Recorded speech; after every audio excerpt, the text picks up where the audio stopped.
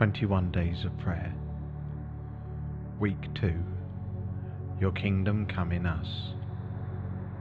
Day 12. Listening. 1 Samuel chapter 3 verses 1 to 10. Meanwhile the boy Samuel served the Lord by assisting Eli. Now in those days messages from the Lord were very rare, and visions were quite uncommon. One night Eli, who was almost blind by now, had gone to bed. The lamp of God had not yet gone out, and Samuel was sleeping in the tabernacle near the ark of God. Suddenly the Lord called out, "Samuel." "Yes," Samuel replied, "what is it?" He got up and ran to Eli. "Here I am. Did you call me?" "I didn't call you," Eli replied. "Go back to bed." So he did. Then the Lord called out again, "Samuel." Again Samuel got up and went to Eli. "Here I am. Did you call me?" "I didn't call you, my son," Eli said. "Go back to bed." Samuel did not yet know the Lord, because he had never heard a message from the Lord before. So the Lord called a third time, and once more Samuel got up and went to Eli. "Here I am. Did you call me?" Then Eli realized it was the Lord who was calling the boy.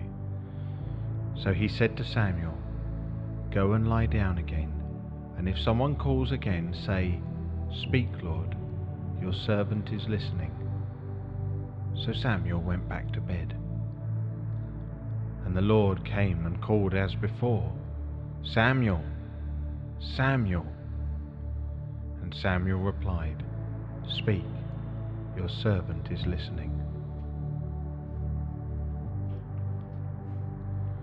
A few weeks ago at Kids Club, we had a couple of children who just would not listen. They would be chatting instead of listening to instructions, and then did not know what they were supposed to be doing. Perhaps what was more frustrating was having to explain all over again, which meant the other children had to wait before they could take part in the activities. I wonder if God gets frustrated with us when we don't listen.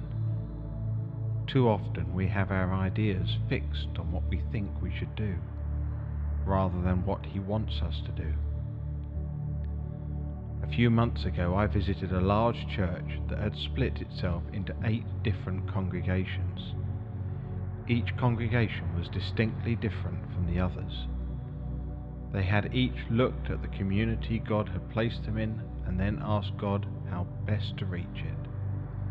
Each group of believers had recognized that God was saying something different to them than their friends just down the road.